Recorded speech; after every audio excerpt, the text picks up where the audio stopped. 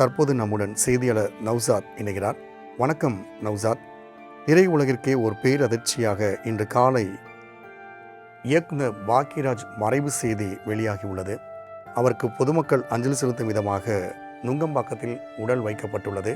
மேலும் அரசு மரியாதை செலுத்தப்படும் என்றும் அறிவிக்கப்பட்டுள்ளது. தற்போது அவருக்கு அஞ்சலி செலுத்துவதற்காக யார் யார் வந்துள்ளனர்? விவரங்களை பதிவிடலாம். வணக்கம் ராம்குமார். மிக முக்கியமாக இந்திய சினிமா மட்டும் கிடையாது, உலக சினிமா இயக்குநர்களை வியந்து பார்க்கும் அவர்களுக்கு தன்னுடைய திரைக்கதை அமைத்து படங்களை இயக்கி பெருமை பெற்றவர் இயக்குனர் பாக்யராஜ் அவர்கள்.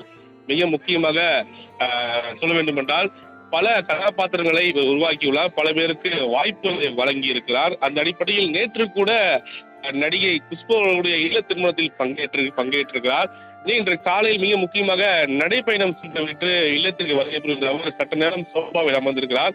திடீரென ஏற்பட்ட நெஞ்சுவலியின் காரணமாக அவரை அங்கிருந்து கிரீன் சோலுக்கு கூடிய தனியார் மருத்துவமனைக்கு அழைத்து செல்லும் போது குறிப்பாக அவர் உயிர் பிரிந்திருப்பதாக மருத்துவர்கள் உறுதி செய்திருக்கிறார்கள்.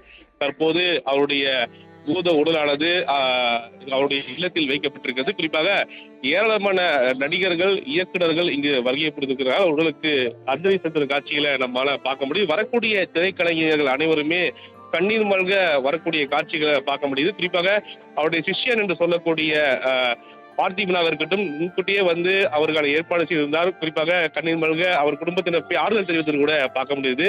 இந்த நிலையில் தற்போது தலைவர்கள் அவர்களுக்கு இரங்கல் தெரிவித்திருக்கிறார்கள். மிக முக்கியமாக தமிழக முதல் ஜோசப் விஜய் அவர்கள் எஸ்தல பக்கத்தில் அவர் பதிவிட்டிருக்கிறார். தமிழ் திரையுலகின் தலை சிறந்த இயக்குனர், நடிகர், திரைக்கதை ஆசிரியர், வசனகர்த்தா, இசையமைப்பாளர் என பன்முக திறமையால் முத்திரை பதித்த பாக்யராஜ் அவர்கள் மறைந்த செய்தி அறிந்து மிகவும் வேதனை அடைந்தேன், ஆழ்ந்த வேதனையும் அடைந்தேன். தனித்துவமான கதையாக்கம், நகைச்சுவை கடந்த நடிப்பு, கிராமிய வாழ்வியல் மற்றும் குடும்ப உறவுகளின் ஆழமான நாட்கள் உட்பட